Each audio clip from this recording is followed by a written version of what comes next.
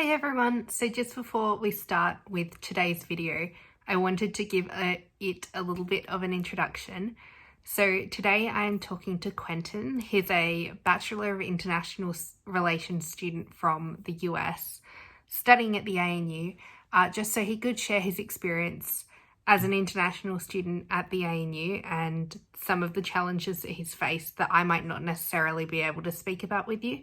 So I hope you enjoy our interview. We talked for a really long time and about some really valuable things.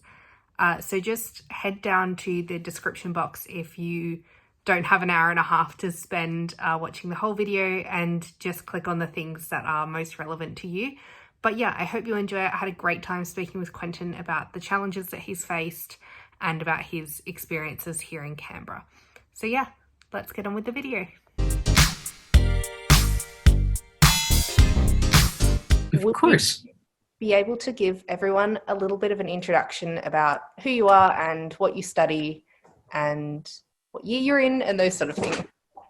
All right. My name is Quentin. I'm a third-year student pursuing a Bachelor's of International Relations at the Australian National University. I am currently in New York, where I was born and where I lived for most of my childhood.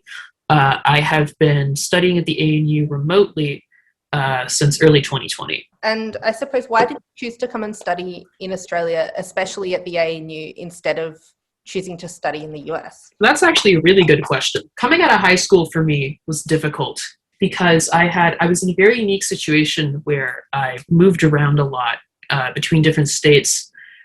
In the high school I graduated from, I'd only been there for 1 year.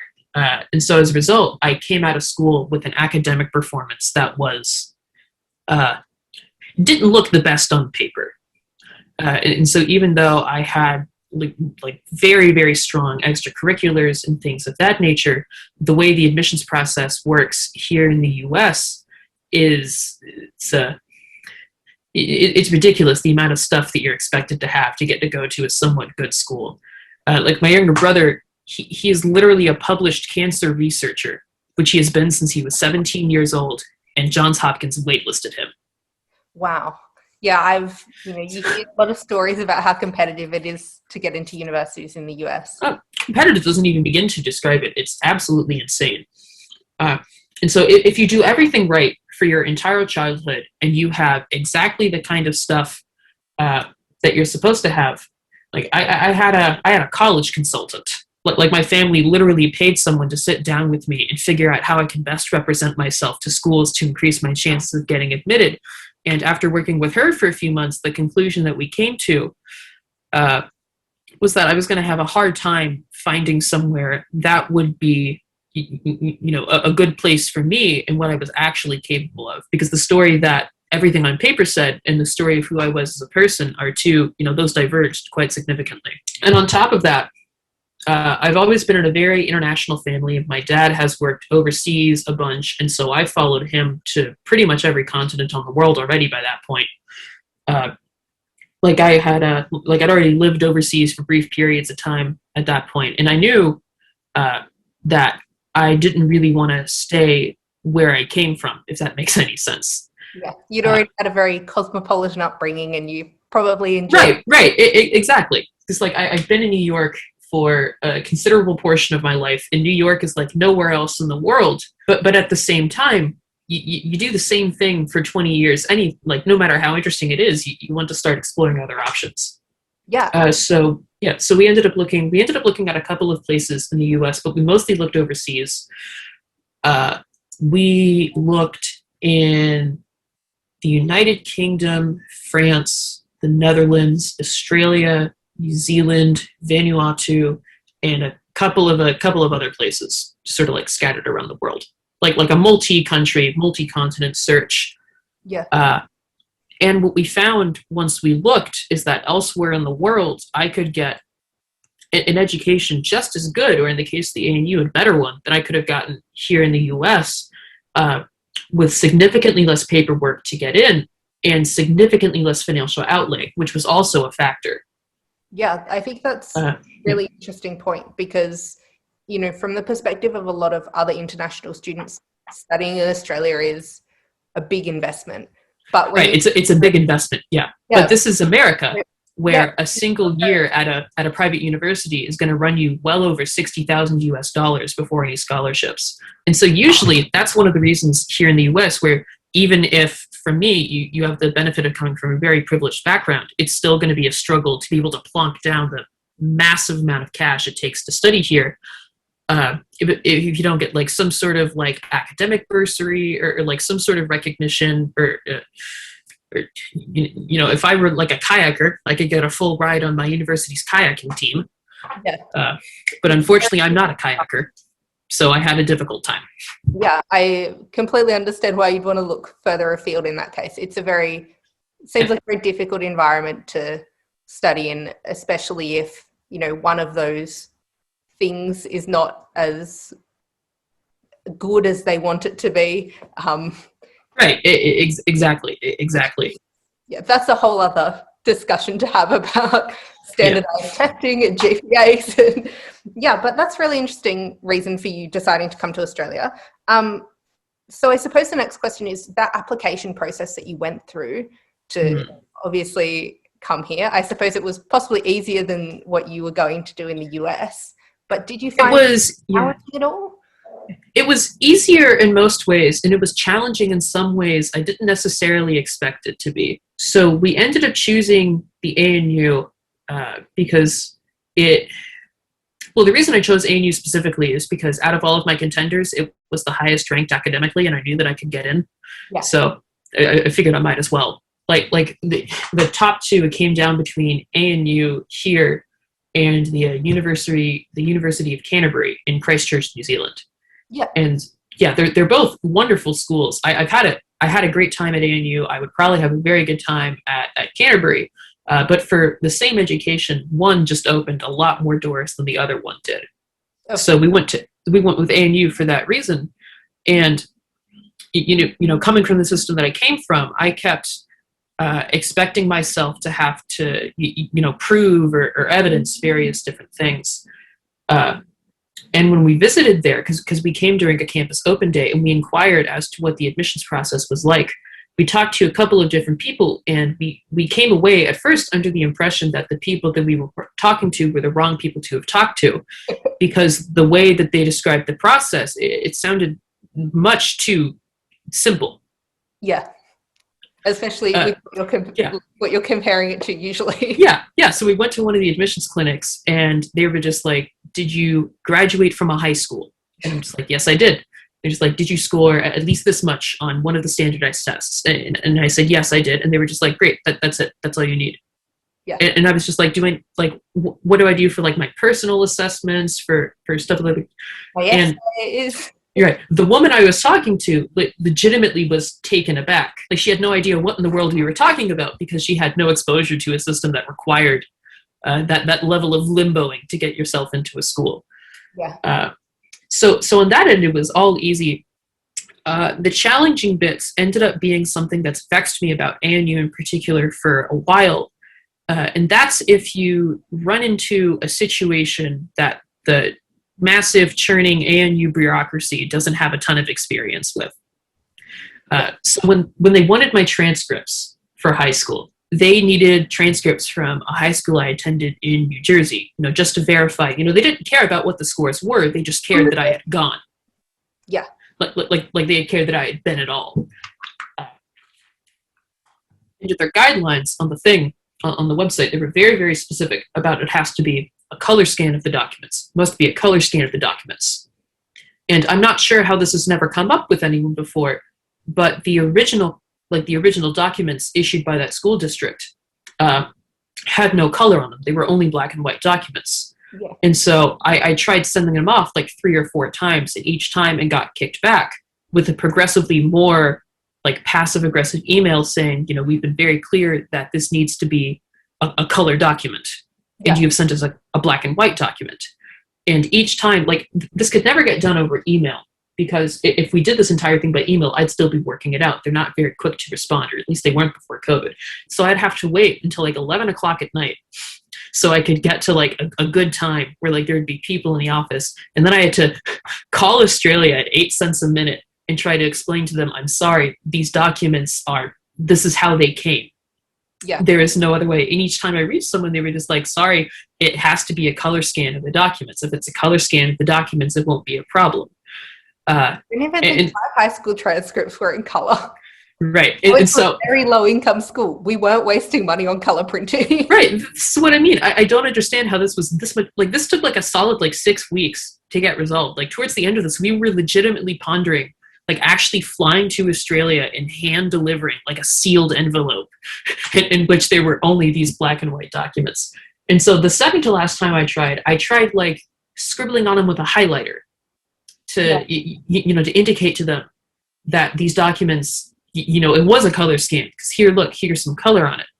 And then that time it got kicked back because the document had been adulted. And so the time after that, I tried it again just as it was. And then I called them, and I somehow got to a different low-level person or someone. And I called them, and I was just like, I've explained this many times. This is a black and white document. And they're just like, oh, that's totally fine. And I had my letter of acceptance the next morning. I'm glad that you ended up getting it despite the challenges.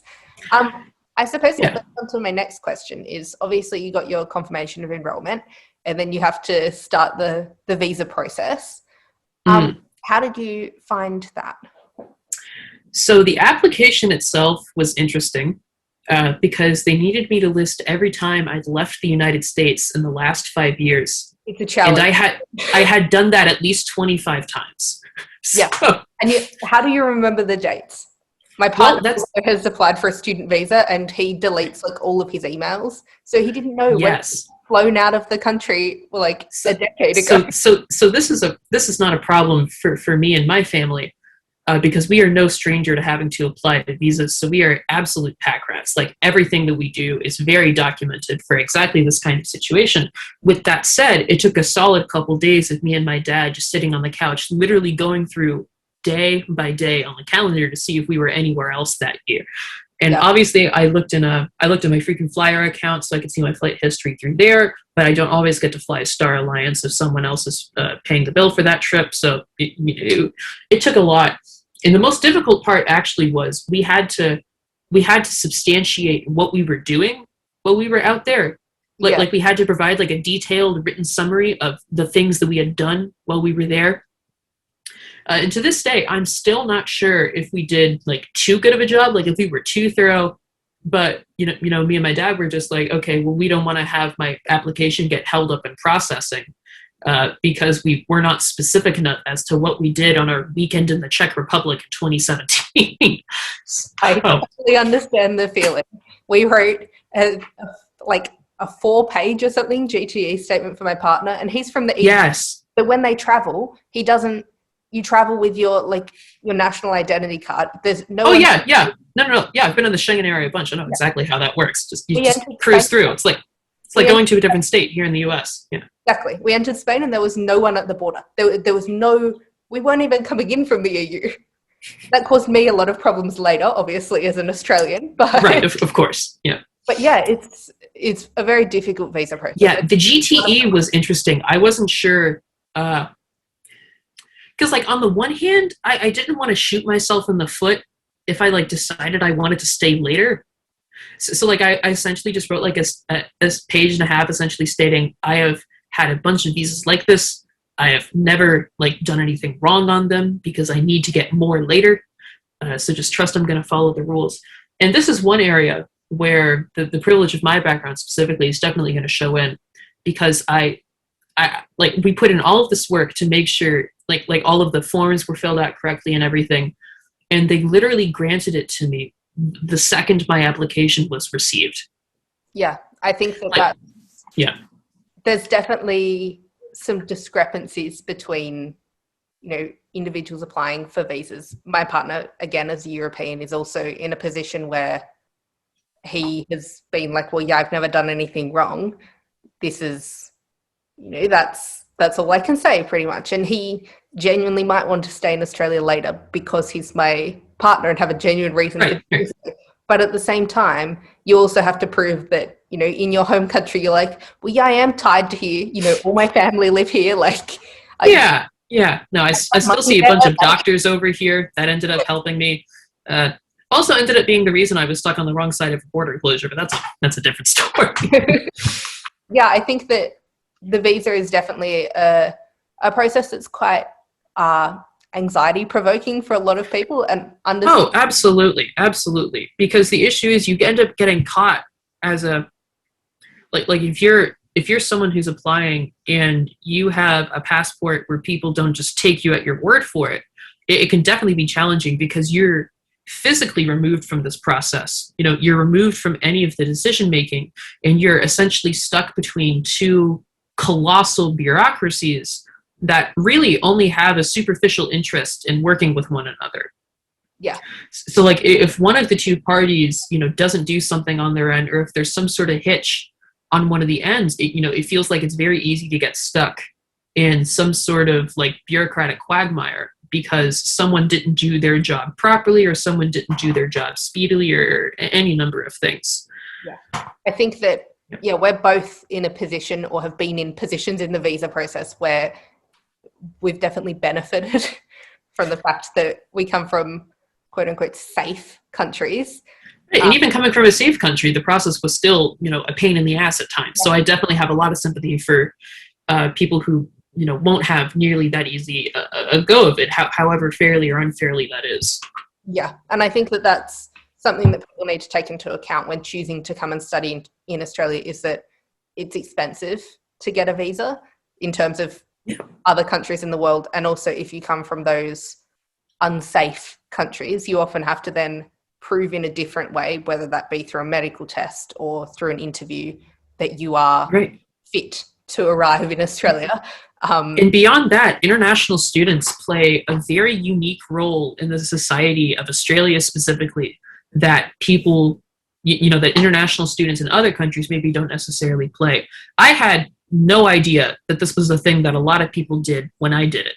Like, I was so impressed that I had managed to backflip my way out of the ridiculous process we have in the US. I had no idea that it was such a popular option.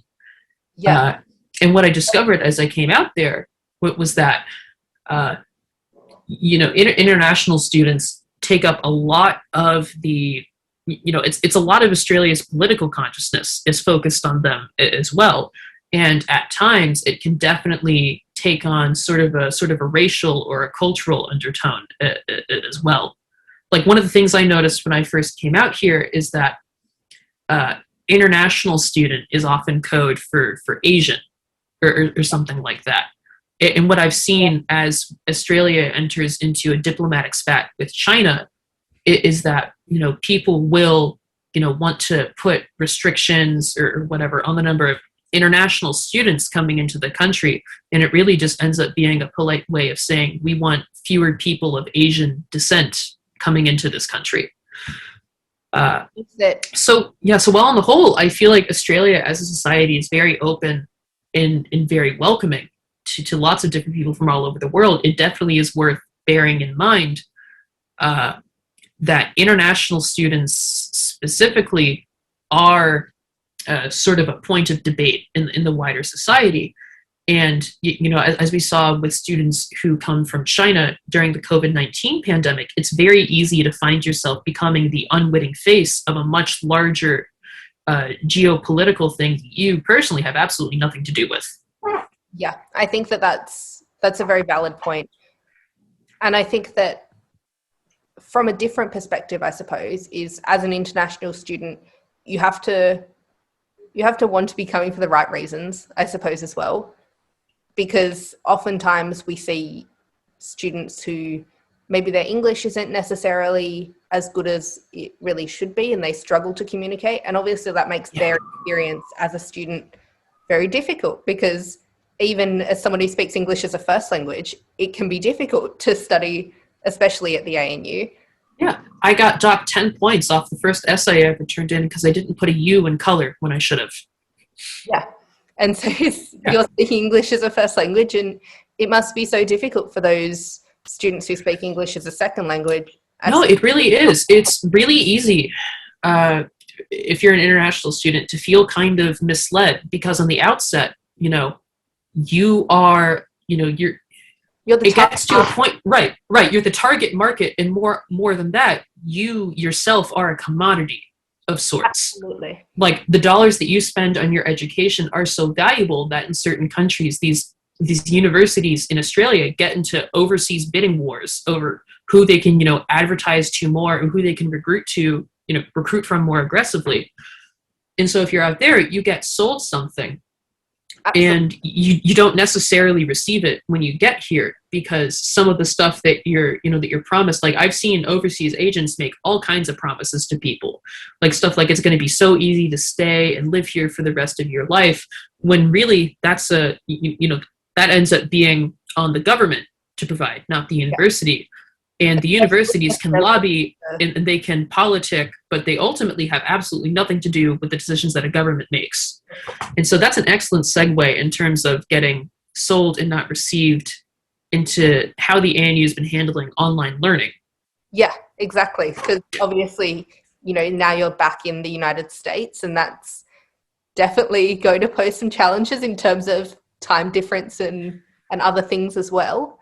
Yeah, I'm in a couple of weeks. I'm looking at my 4th consecutive semester at Zoom school. Yeah, and how do you feel like the ANU has handled that, I suppose, from the perspective of an international student? So it's worth pointing out on the front end that my challenges with online learning, part of it is exacerbated by some personal medical conditions I have that make this kind of thing just more difficult in general, but also specifically more difficult if it's like entirely me that's self-directing it. It should also be pointed at that there are only a handful of ANU students who are currently located in the United States. Yeah. I speak to all of them. It's a small club. So while I've been living a nightmare of, Zoom college with a 16-hour time difference, that's not necessarily going to be everyone's experience. With that said, however, I have been really disappointed with how the ANU has chosen to handle online learning, because the ANU, in this respect, to me, comes off as an institution of sort of two faces. Despite being the National University of Australia, if I recall the numbers correctly, around 50% of their student body is actually international students. Yeah, it's definitely a challenge, I suppose. Right, it's a challenge, and it shows in their bureaucracy that they so clearly, institutionally, only make decisions with the consideration of students who are onshore. And while on the one hand, that's perfectly valid for Australia's flagship national university to do, it sort of begs into the point I was making earlier about how we're sold one thing and given another. Because despite the fact that I actually pay a lot more in like tuition money and fees and everything than a domestic student ever will, my needs are not necessarily as important as a domestic student's, and my needs are not considered. Very common criticism that I see of this is something to the effect of, oh, well, you're in another person's country. And it's just like, yes, I understand that. I'm not even asking that the needs of international students be placed before the needs of domestic students. Yeah. I was sold a version of the university where the distinction between being an international student and a domestic student is more of a bureaucratic one than any sort of like social or class divide or whatever. But a really good example of this is when Australia was completely locked down for most of 2020 with scheduling options and whatnot. It was very good because everyone had to be online. Of course. And so in this respect, everyone was, very flexible and very understanding. And so for 2020, it obviously wasn't fun, but like everyone was online. Sort of the playing field was level in this respect. Like people were literally living on campus and they still couldn't go to class. Like they had to, everyone had to go through it through a laptop. And while I'm never going to advocate a system that makes things equally by making things equally terrible for everyone, I will say that it was nice that year to have sort of a level playing field and a common sort of barrier with everyone else. And when we rolled into 2021, 2021 was actually considerably more difficult a year to be an international student in than 2020 if you were still overseas. Because since things were mostly back to normal in Australia, like people could be on campus, there was, in-person tutorials ended up being the biggest sort of sticking point. Yeah. And while it used to be that like all of the tutorials were online and it was therefore a lot easier to find times during the day that worked, what I found in 2021 was that all of the tutorials were only in person except for one, which was all people studying online. And you don't really get a choice in when that one tutorial is scheduled. Yeah. And so what I do want to clarify here before I get too critical is that this is an issue with the ANU at an institutional level, a bureaucratic level, and this has not at all been reflected in the way like actual like professors, actual course conveners have treated me. Like I got a lot of flexibility and a lot of support from people who recognized that I was in an exceptional situation. But in one case where I had like a tutorial that took place at 3:00 in the morning for me, there was just not really anything anyone could do about that, because no one's going to have a tutorial for like just me, or like just me and like the handful of other people who would find that kind of thing convenient. So I've been studying online since 2020, also due to health issues. The pandemic has been a very anxiety-inducing time for me. OCD is not great with global pandemics, it turns out.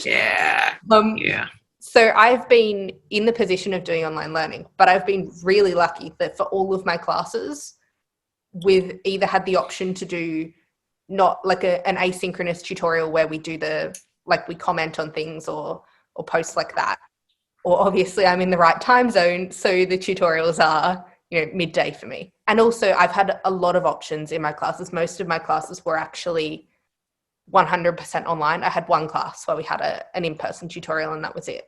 So I suppose we're both doing the same degree, and even then it depends on the classes that you take, whether or not you then have that sort of flexibility, regardless of teaching flexibility, but that sort of institutional. Right, exactly. And that leads up into sort of my ultimate gripe, so to speak, was that I found it difficult to anticipate and make plans for the future because the situation was just changing so rapidly.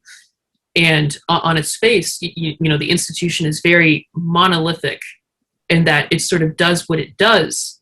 And I really don't have any way of like knowing what that's going to look like. So like before they actually went ahead and released the draft timetable, I had no idea if I was going to be able to have stuff that was at an appropriate time for my time zone. I'm not even 100% sure what courses are actually running next semester because they've gone and canceled a bunch due to the deficit. It's like I had a degree plan, and that degree plan counted on me being, in person, taking the full load. Like I'm in the third, like this is supposed to be my last semester.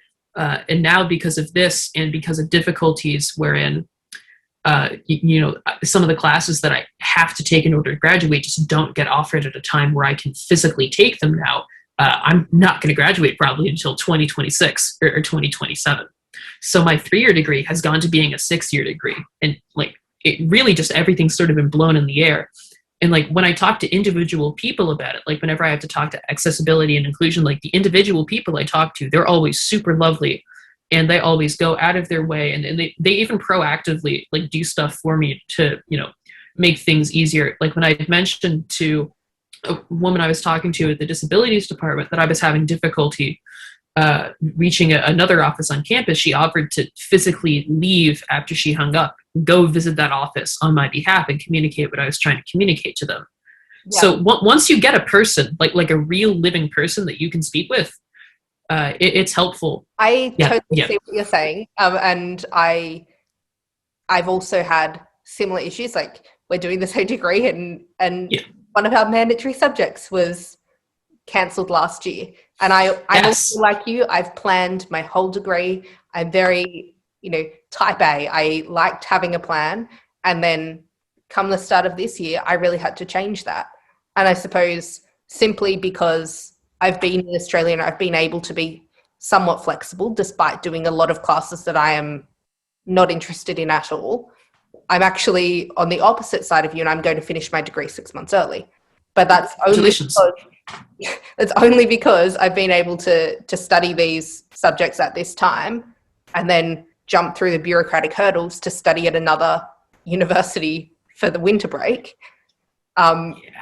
which I can only imagine how awful it is to have to do that all the time as an international student, because even in my short experiences with trying to deal with these things, it's weeks, and you're sending the same Yes, over weeks. and over again. And once you get a person on the phone, they give you an answer straight away. But to get a person on the phone, right, there's just so much legwork that has to get done first. Like, I had a bunch of questions about my degree in what for me was a very depressing winter. Yeah. Australian summer. And I kept reaching out to people, and the response I kept getting on like a week's delay because of the like the time difference in the emails and whatever was, oh, you should schedule a drop-in session. And the thing is, I keep trying to schedule the drop-in sessions, but the drop-in sessions take place after midnight for me, and it's like a 4-week waiting time to even get into one of them. So unless you, I had a similar problem. I had the plan, and then the plan went out of the window after, a number of things happened.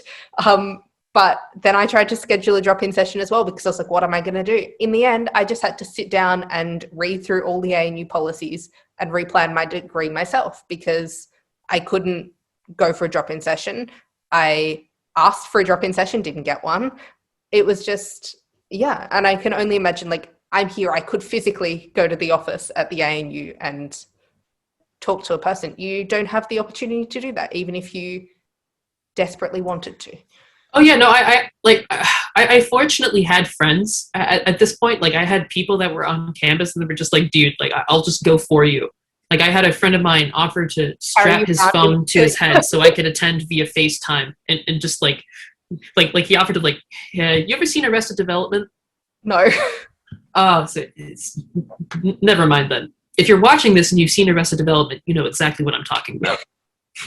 So I suppose the online learning approach is not so great for people in yeah, it's not so great, and it exposes a lot of just my advice to you, if you're a prospective student and you're thinking about what kind of character you want to have at a university. Just with this one, it's very important to make sure that your paperwork is done on time. Like, make sure you have like at least like a 6-week lead time for anything that you want to have. I had my cousin died in April, and so I dropped out because of that, and I'm still going back and forth with the university over getting my late withdrawal for those courses. Like, I still haven't gotten my money back for that semester because my cousin died the day after the day after the census date. Yeah, so. And that's obviously in a global pandemic, which is, it's not your, just going home for a holiday and something happens. It's like, this are extenuating circumstances, and this is right. That's so often an unprecedented time. Right, they are very inflexible, even during a time that requires an unprecedented amount of flexibility. And so in regular times, I actually have something that fits this too. My first year on campus, the day I was supposed to take an Arabic final, I had stayed up for many days before, like, frantically studying for. I got a call that my cat that I grew up with had died. Yeah. And that was just sort of a straw that broke the camel's back, and it set off like a very unpleasant emotional event for me. And so I showed it to the exams office, like literally like sobbing my eyes out on the phone with my mom, trying to make sure I didn't have to sit that exam that day. And they said that without a death certificate for my cat, they really couldn't do anything for me. And like, the best I'd be able to do is apply for special consideration after the fact, assuming that I had managed to rustle up documentation for my dead pet by then. I'm not even sure how you go about getting a human death certificate, but I imagine it would be much more difficult for a cat. Right. Well, it's impossible. The state of New York doesn't certify animal deaths. That seems to be common practice in Australia in terms of educational institutions at large, whether that be high schools or universities. But I think that, for international students, especially now, like, we have the... is it CRN grades? CRS, CRN, or satisfied, not satisfied. Yeah. They've only just been reinstated, but only in these very specific circumstances. And I think that goes to show that, like, even in Australia, people who might not necessarily have been impacted by the pandemic to a degree that people in, America or India have, for example, people are still suffering as well. And it's been made very clear, Right. even if you're an international student here and, you've had a family member die, for example, there's very little that the university will do in terms of helping you through that with your GPA or whatever at a greater institutional level, rather than, the psychology clinic or the counselling office that could provide some support emotionally. There's no action, I suppose, in terms of... Right, yeah. And to a certain extent, that's because if we're overseas and in the wind, so to speak, there really is very little that they can actually like do for us. Yeah. Like after my cousin died, who was the third like close family member to die within a 3-month span, I got a lot of I actually got a personal email from the university's registrar after January 6th asking if I was all right and if I needed any specific support because of the political upheaval in my country. Yeah. And the response I directed them was essentially like, I'm not sure what you could actually do to help with this. But on the flip side, the things that I actually needed help with, like making sure that I didn't have to do a bunch of paperwork to, get the things that I was entitled to do as an active student. Bureaucratically, they can't help you until you satisfy to a certain degree that you are experiencing what you are experiencing. And on the one hand, yeah, sure. Like I totally get that people are going to be like, oh, my grandpa died. Like, can I please do this essay later? Just because they didn't do it for whatever reason. But at the same time, at the time I was having to fill out the paperwork, I was watching the country I've lived in for almost my entire life literally crumble around me as the people I love died.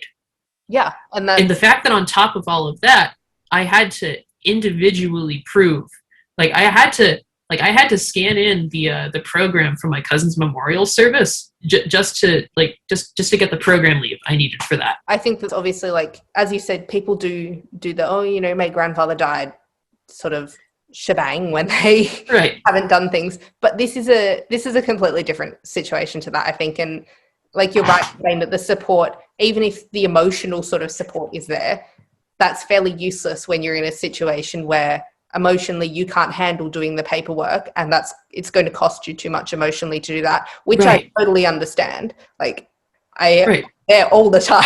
Yeah. There gets to be a point where that's an issue with bureaucracies in general, more so than the ANU specifically. But it is worth pointing out that the ANU specifically, they'll go to bat for you once they recognize you as having this sort of thing having happened to you. But in order to, signal to them that this is indeed the case, you don't really get much of anything. Yeah.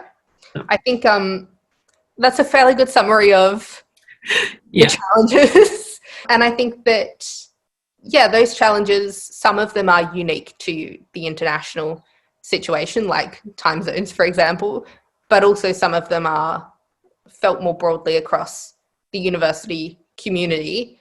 Right, exactly. Like the time zone thing is, it's considerably more difficult for me than it is for other international students, but anything that takes place outside of the workday is something you have to plan your entire day around. Yeah. If you're somewhere else in Asia and you're only offset by 3 or 4 hours, that's still a difference between 2 in the afternoon and 6 or 7 in the afternoon. And one of those is something you can do, and the other one is something that you have to plan dinner around. You can't, maybe you're not able to meet up with friends because they're all working during the day. Maybe you can't get a job because you need to be available at certain times of the day to, in order to go to the school that you pay thousands and thousands and thousands of dollars to attend, that takes place in an odd time during the day. Yeah. My lung issues are severe enough to the point where before I got vaccinated, I could not leave my house under any circumstances. I literally had nothing else to do, and it was still a challenge to have one foot in that time zone and another foot in another time zone. And that's a universal experience for international students, even if they're only offset by an hour. Yeah, it's incredibly difficult to live life like that. And as well, you as well as many others around the world have been locked down completely for months in a way that we haven't really experienced in Australia, aside from there was a lockdown in Melbourne, but that was relatively short compared to people overseas. And I think that does take a toll on your mental health, and sometimes the university doesn't necessarily, or can't necessarily as well, support that situation. Sort of leading on from that in a way is, we've talked about tutorials, and also, we do lectures and workshops and lots of other things at the ANU. How would you say that differs from what you would have got in the US, or is that different to what you're used to? This is a positive question. This is a fascinating question. I will say, first of all, probably the thing I wish I had known the strongest, like out of all of the things I wish I'd known before I chose to came here, I really wish I knew how harsh the grading was here. Yeah, that's because I come from about how grading at ANU is really harsh. So yeah, tell us about it's a double-edged sword for me over here as well, because here in the US we have this problem of grade inflation.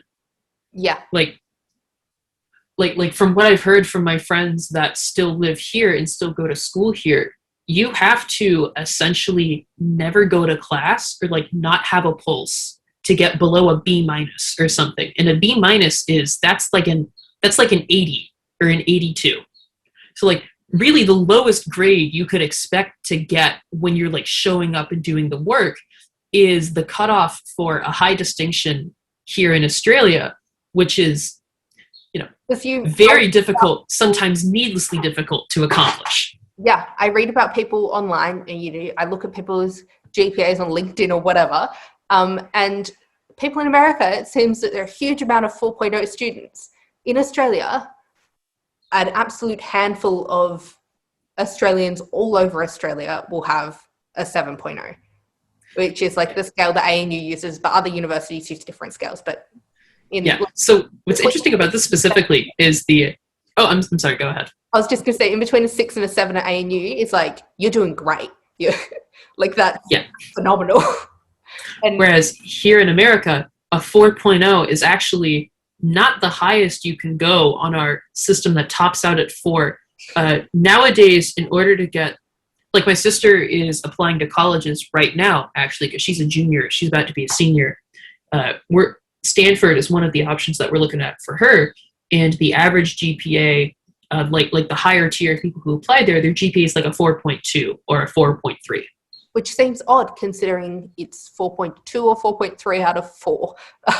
Yes, you have, in order to get accepted to a university, you have to regularly score over 100% on things. Yeah, in Australia we don't have the over 100% thing. In Australia it is, you can get 100%, but possibly at the risk of injury to yourself after studying so hard you almost die. I remember looking at the brochures that explained what all the different programs were, and I think about this a lot. I thought to myself as I was sitting down there, you only need to maintain a 70 average to be an honors student? That's it? Damn, this is going to be easy. I'm going to have such an easy time out here. I got this in the bag. I think it's a very different environment from a lot of countries in the world in terms of grading. And, we use a different grading system to the US and also the UK and to basically everywhere else. Even in Australia, we have multiple different grading systems. So I suppose you would have done lectures online along with... Yeah, lectures online. I did lectures in person as well my first year on campus. Yeah. So my first year on campus was entirely in person. I had the normal student experience because that was the 2019 academic year. That was before the coronavirus was a thing that anyone ever knew about. Yeah. And so what I found in that was here in the US, our professors have a reputation for having a lot of latitude. It's very easy for, I have a friend at Stony Brook out here. And she essentially just like texted her professor or something like at like 11:30 at night, like, hey, can I turn this in 5 days late? And the professor was just like, yeah, sure, sent from my iPhone. Yeah, I see a lot of those on Facebook, you know, like screenshots or memes of people being like, oh yeah, sorry, can't get to class, there's a bug in my room, and stuff like that. In Australia, that's... Oh yeah, no, that doesn't fly. There's a system that you have to follow. Talking about bureaucracy, there's a system that you have to follow for applying for those extensions or yes, what you're applying for, or not turning up. You have to prove why you couldn't turn up. Right. For my case, I actually have, it's a provision in my IEP that I get extensions, no questions asked, for up to 5 days beyond the original due date. The asterisk being, and this is apparently something that the system just can't work around, that you have to apply for the extension in advance of the due date. Yeah. And so I end up getting into this thing of like, I have to like seriously think about like, okay, I'm supposed to get this. Like it's literally in my actual documentation that this is not something I need to ask for. And yet, do I try to ask for this before I actually need it? Because like, you never want to think that you're going to turn something in late. Like, it's not like I'm sitting out here like, oh yeah, I want to go do that this weekend. Oh well, I'll just turn this in 3 days later. It'll all be fine. But I don't think that's the experience of students. I think at least at the ANU, I think that there can be a lot of pressure as well. I don't know if you've felt this necessarily, but as an Australian, I have felt that there's a certain degree of pressure on students to, you know, not hand things in late. And to have an EAP, and I could do the same thing, but I've never done that purely because I'm so anxious to not do that. So it's a double-edged sword in the sense that it makes me even more anxious asking for the thing to stop me being anxious. Oh, yeah, no, this is the trap that it's very easy to get into, because in any sort of large-scale bureaucracy like this, any sort of case that requires individual discretion requires you going out of your way. Just be like, hey, look, you got to do a bunch of extra shit for me. Yep, that's right, me specifically. It's all about me, do this, do that. Yeah, I felt sometimes as well from, this is just talking from an access and inclusion perspective, there are some teachers who are so great. You go to them and they're like, of course, I'll do anything. No worries. Just let me know. And then there are other teachers who it's like you've cut off their limb. And it's just so difficult. How would you describe the student culture of ANU, do you think? I'll talk about the student culture online first, because I feel like I sure hope not for much longer, but for at least like the next year or so, that's going to be the most relevant thing that I can touch on. What you're going to find is that like a big benefit that is being sold to international students is that, you know, you're going to get to talk, you know, to Australians, like live among them, essentially, which is an interesting way to phrase it, but it is a very literal description of what's going on. I think like a lot of marketing material does refer to like living in Australia, et cetera, like getting access to like those kinds of perspectives. But what I found is that, especially now that only international students are online, the only people that you meet are the people that are going out of their way to, you know, reach out to online students. And that's usually students who are also online. Yeah. I think that, that idea of like living among Australians, I think is promoted especially to people in Asian countries, because exactly. But yeah, so obviously in Australia, a lot of our students are from Asian countries, and that's a massive part of the ANU's revenue. And I think that in terms of, you know, our pandemic year, that revenue's taken a hit because of that. And rightly so. I can see why if you were Chinese, for example, you might not feel safe coming to Australia at the moment or feel accepted at the ANU. That's not really something that I can speak to from experience, but that is, I imagine, the reality for a lot of people. But that idea of living within Australia and living within our culture is something that is promoted to those students who don't speak. Oh yes, it's a literal selling point. And right now, the way things are online, like you'll take classes with, you know, Australians who are in Australia, but really the only people who like make any effort to like participate in like the extracurricular group chats or like attend any of the like get to know you things. Like you do get a handful of Australians such as yourself who have gone like out of their way to make sure that they talk to, the international student population. But other than that, really the only people that you're going to get to talk to are other international students. And so while that's not necessarily a bad thing, it is worth bearing in mind.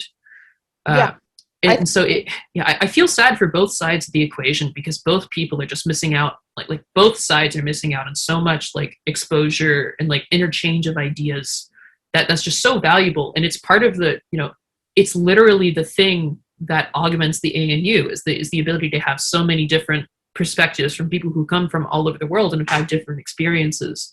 So both sides are missing out. It makes me very sad. But yeah, we met last year in one of our classes. Yeah, one of our twos. Yeah. Yeah, and we got to hear about your experience in the pandemic and also your experiences in this class that then applied to this class, which we wouldn't have got to hear from if it was just Australian students. And the same goes for, a lot of our security studies courses, for example, at the ANU, we talk about conflicts in China and having the experiences of students from China or students from Hong Kong, for example. That's really valuable, those sort of perspectives and hearing what those people are actually living like, which is, again, made more difficult with online learning because before in person, people felt more able to have those conversations and they feel like they can online. And I agree with you. I think that there's a lot that's been lost to the pandemic. Yeah. So when we're in person, student culture at the ANU it's a complex relationship with the international community because what I found a lot is that so I obviously came in with the benefit of being racially like most of the people that I got to see on a day-to-day basis and also having spoken the same language if people fluently and from birth. What'd you say? I was going to say, if people looked at you, they weren't immediately going to go, oh, he's an international student. Right, exactly. As soon as I said a single word, that did kind of happen. But yeah, no, like there wasn't like abject racial profiling, which is unfortunately a thing that some members of our community on campus do have to deal with. Of course. And so even with that, it's not even so that people were unfriendly, but it was just difficult to make like long-lasting friendships because there was just so much of a very cultural sort of gap in sort of the way people approach things out there. And I'm fortunate in that I've mostly been able to figure that out, and I'm fortunate to call many Australians very close friends. But it was not that easy when I first got out there. And the thing that I thought the entire time was, holy shit, if it was as hard for me as it is for most of the people in my shoes, then I don't know how I would do this. And so consequently, among the domestic student population, there is sort of especially with students from China, there's sort of the assumption that students from China will generally tend to stick to their own. Like there are like entire dorms, like there are entire Uni Lodge dorms that are basically regarded as being, only inhabited by Chinese people. And that there's such a sizable Chinese population on campus, if you are a Chinese person, it's very easy to only talk to other people from China if that's something that you want to do. Yeah. So I'm not at all saying that, a lot of well-meaning international students are rebuked by sort of this overwhelming assumption that they're only going to want to talk to the other, people from the country that they came from. And so it's this like, it's the self-fulfilling prophecy where it's difficult for them to interact. And so, of course, they're gonna, people need friends. Like, people need people they can talk to. People need help with their homework. And so if they have difficulty getting that because they don't speak the language very well, or if they're just mostly just encountering people who assume that they're not going to want to talk to them at all, then of course you're going to end up talking to people who have a shared background, things of that nature.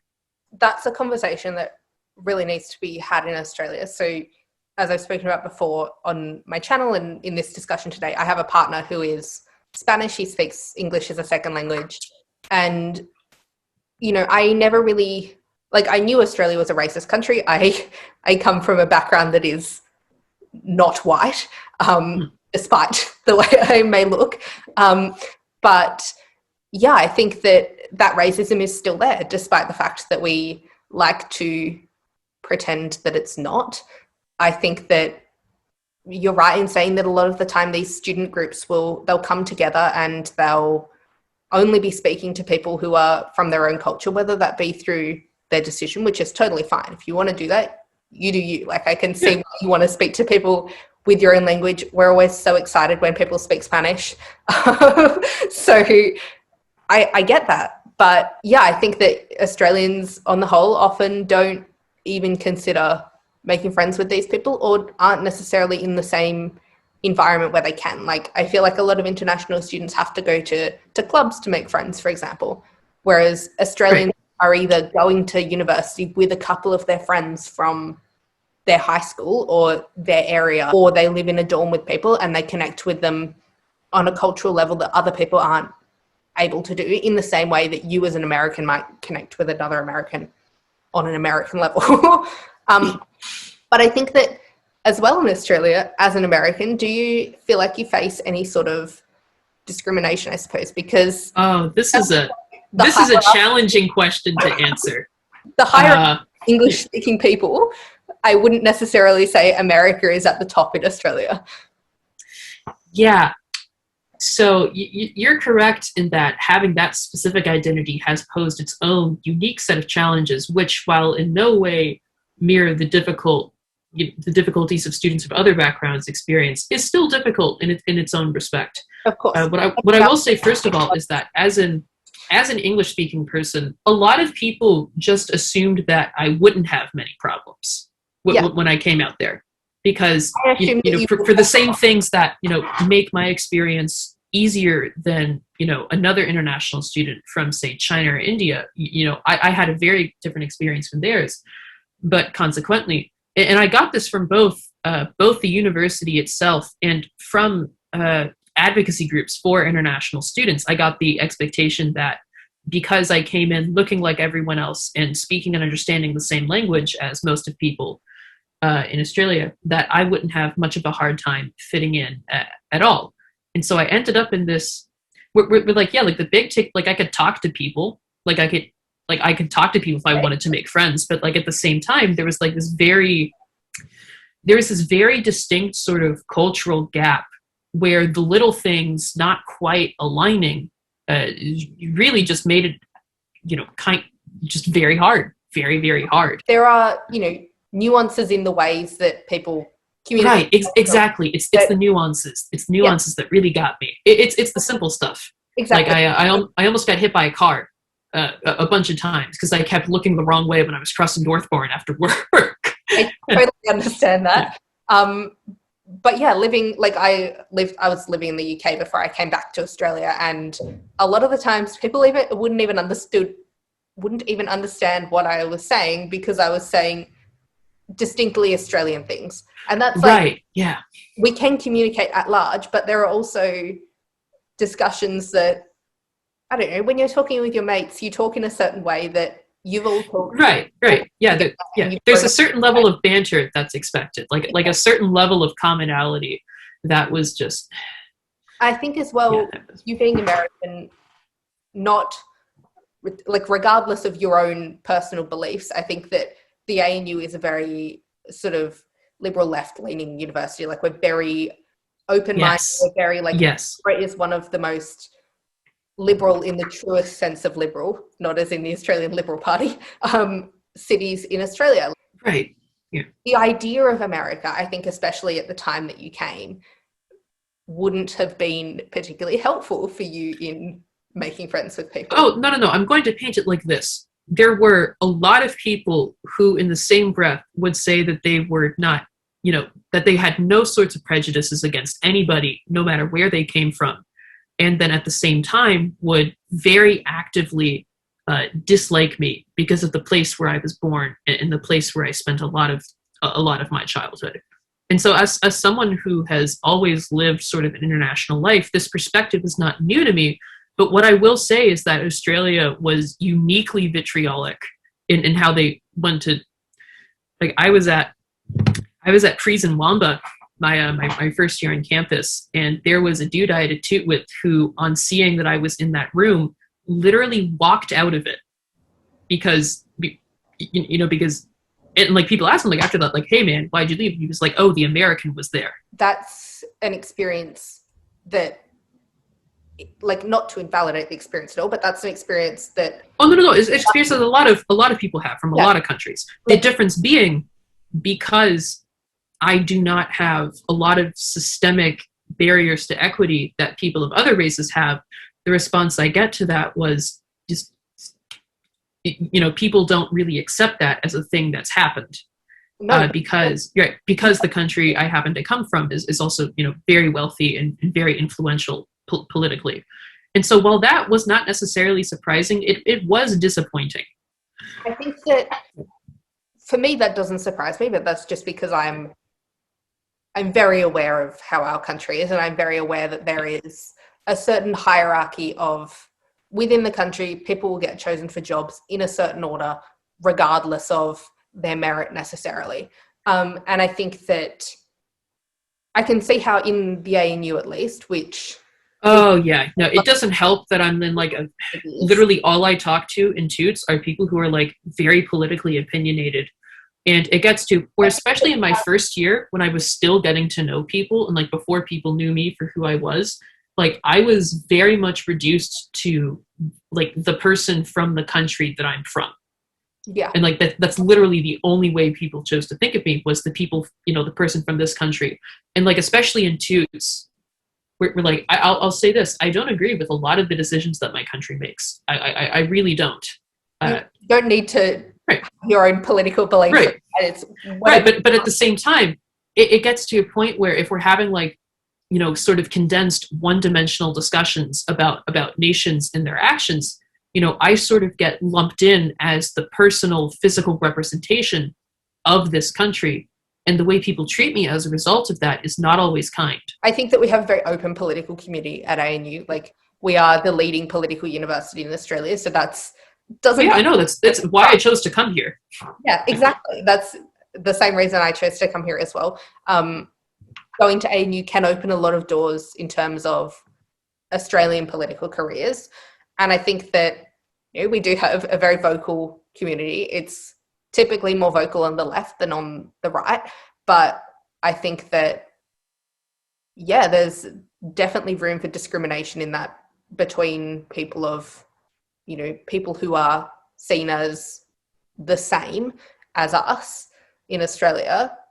There's still room for discrimination against you there, regardless of the fact that you're seen as being equal to us in the eyes of the bureaucracy, simply because you speak the same language as us and because you look the same as us, which is essentially what they've boiled that down to, isn't it? It's like... Right, and I'm absolutely going to qualify. Like, I'm not saying that the challenges that I've faced are in any way comparable to the systemic barriers of equity of access that people of color face in not just this country, but really most countries around the world. Like, I'm not at all trying to put it on that level. Yeah. Like, it's just more of a, like I came in about as good of a position as an international student can come in.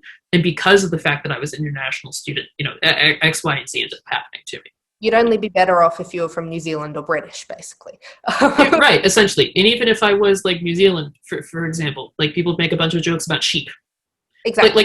Like Australian culture is very like very take the piss kind of banter kind of culture, and there's not really room for people to stand up and say like hey, this one-dimensional representation of a place I'm actually pretty fond of, doesn't really sit very well with me.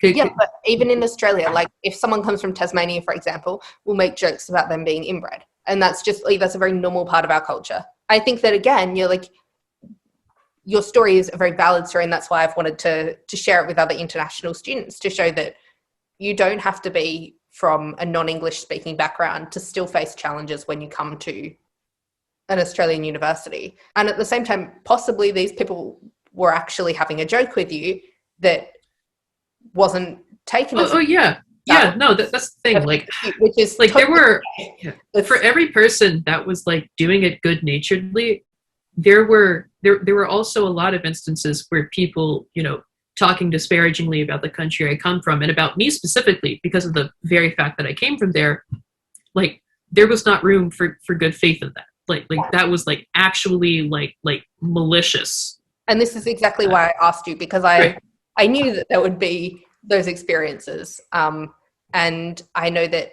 like, I understand, and I know that you understand this as well. We're both in very privileged positions in terms of world hierarchy. We're both Dude, white. I understand this incredibly well. Of course. Like, And I've gotten to be an American outside. I've been an American outside of America for a lot of my life. And so I've seen time and time again from country to country to country exactly what that looks like. Like, I'm very aware of the prominent position that my country plays politically and influentially. Like, I'm literally studying to be part of that influence in my adult career. So. I think as well that, like, even though you've experienced that in that aspect, you can still face this sort of discrimination in Australia. And typically in my videos, I paint this quite positive picture of the ANU, because I actually do believe that it's one of the best universities that you can go to in the world. And I think that our experience is generally quite good. 85%. Oh, yeah. No. Like, at this point, if I felt there was somewhere else worth going to, I would just go there. Of course. Like, as you've said, your degree is now going to take 6 years instead of 3. It costs you a lot of money to come and study here. So if there was a better opportunity somewhere else, I understand that you would, of course, take it. But in saying all of those things, like, there are still negatives to coming to the ANU. And I think there's a downside that needs to be highlighted. And that's why I really appreciate that you're doing this. Because I really wish, when I was trying to find all of this information, that there would have been, some place where someone who had actually lived through it could sort of, talk about the good and the bad, so to speak.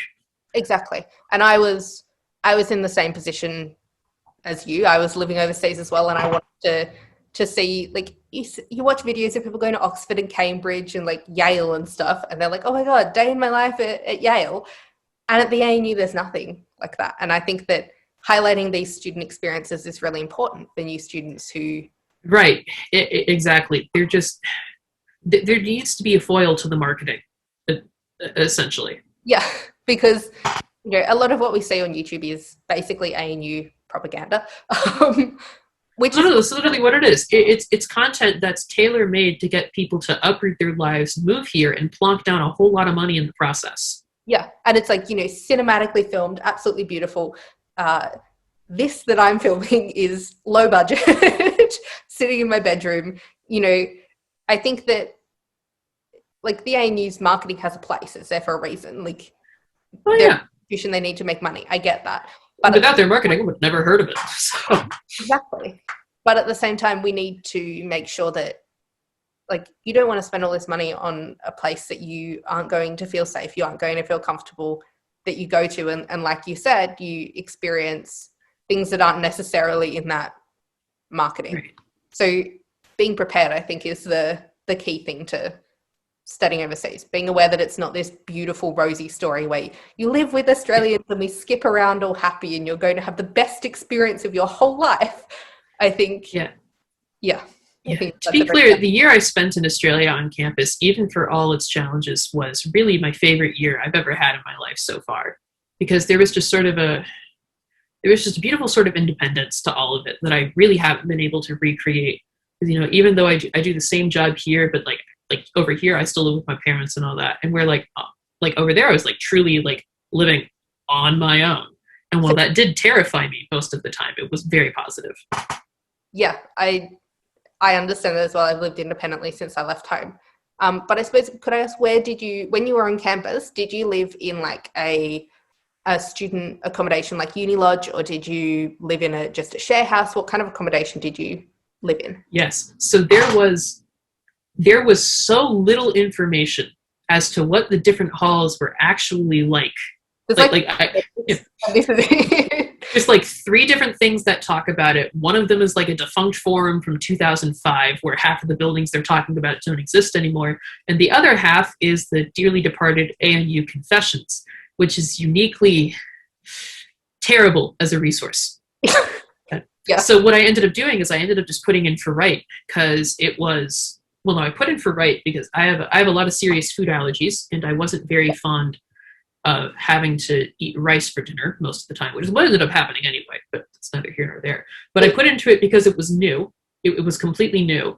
And I thought, okay, So if I don't know anything about any of these buildings, I might as well go to the building about which there is nothing to be known because it does not exist. Yeah. And so you went to Wright. Is it catered? So Wright is actually flexi-catered, meaning that you do have to pay for meals, but you only get, I want to say it's like 20 or so a week. Okay. So if you're someone like me, where like if you don't usually eat breakfast in the mornings, and like you have a lot of dietary requirements, that arrangement is a lot easier because you're not paying a bunch of extra money in your lease for food that you're not eating. Yeah. And I think it's generally something like $7 or $8 a plate that you're paying in rent that goes to meal credits. So obviously that adds up over the course of a degree. Yeah. What I will say about catering, I think all the catering and the catered accommodation is done by Chartwells. Nobody likes Chartwells. Nobody is happy with what they do. And while on the one hand, I understand that it must be an incredible logistical challenge to create a fresh, varied, and exciting menu that's designed to meet the tastes of 400 college students. At the same, and like obviously, like I ended up having to talk to the kitchen a lot because I have a very serious shellfish allergy. I can't eat anything that contains fish or shellfish, and I also can't eat anything that's been cooked near it.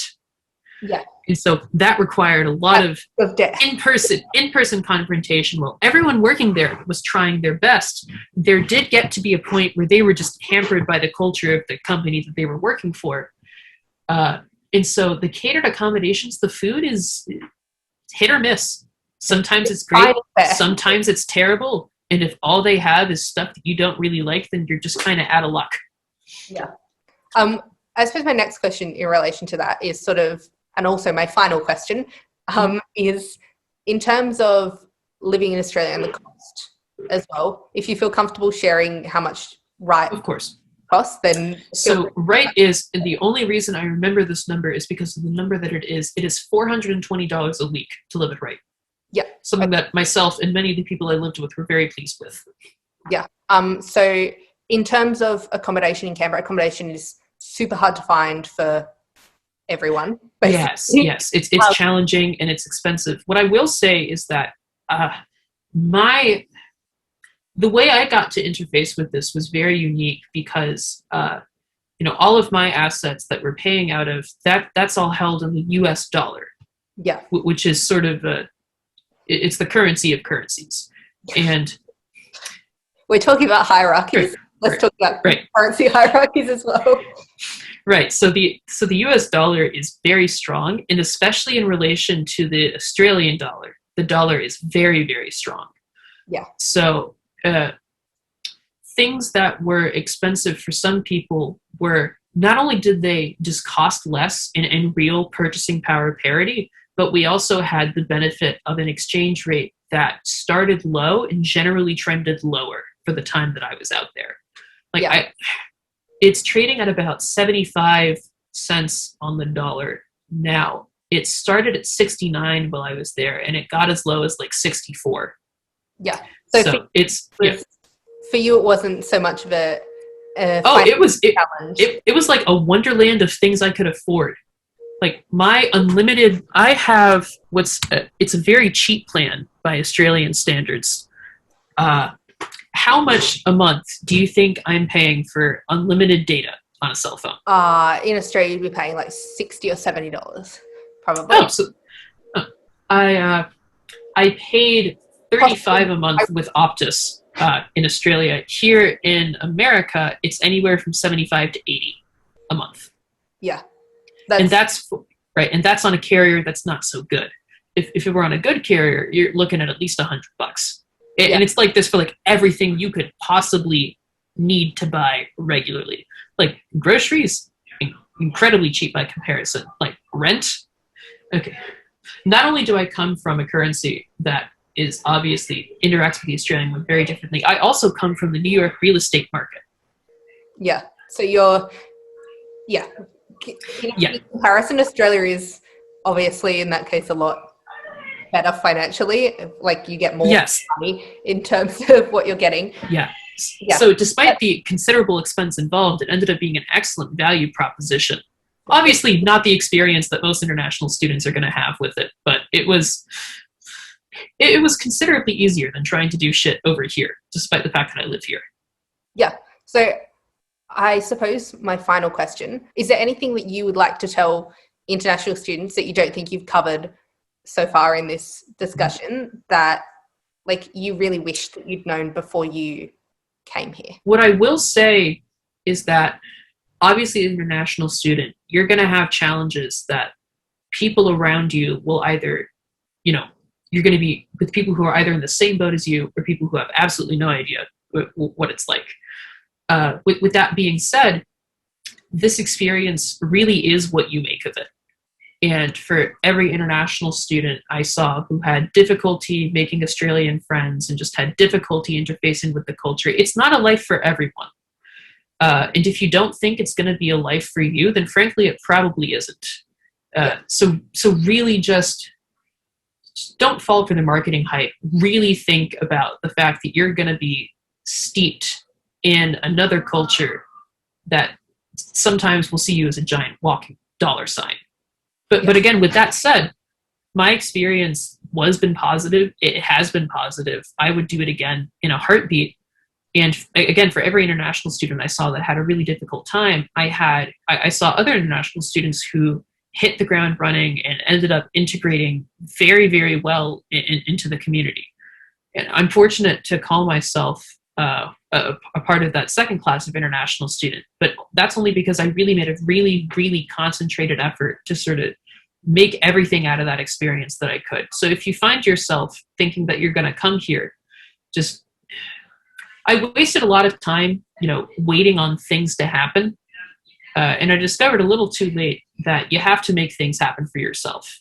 Like you are the one that has ended up, that's going to end up living here. So just take that, run with it, and you're probably going to have a really good time if that's how you approach it. Yeah, I think that that's something that is distinctly Australian, is the idea that if you want something, you have to go and get it. And if you, in terms of I speak for Spain, if you go to Spain as a student, you will make friends simply because people are interested in you, like a monkey at a zoo. Yeah, there was definitely a lot of for me, it was because I was from New York. Whenever people find out where I'm from, it's always Sex in the City or Gossip Girl within the first two sentences. And I actually went in those shows. I'd actually never seen either of them before I got here. And then that you have conversations. Right. And of course, it doesn't help that the neighborhood in New York City that I'm from, the Upper East Side of Manhattan, is actually where Gossip Girl is set. So the show takes place in places I went to and hung out. Yeah. So you become the monkey in the zoo eventually.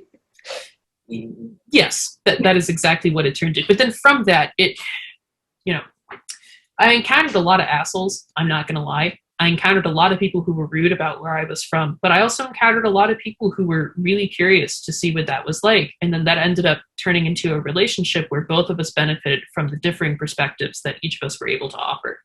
Yeah, I think that, in all that we've said today, I think that the conclusion that students should come to is that, first of all, make sure that you are really sure that you want it, because you're investing a lot of your time and money and emotional energy into coming to a different country.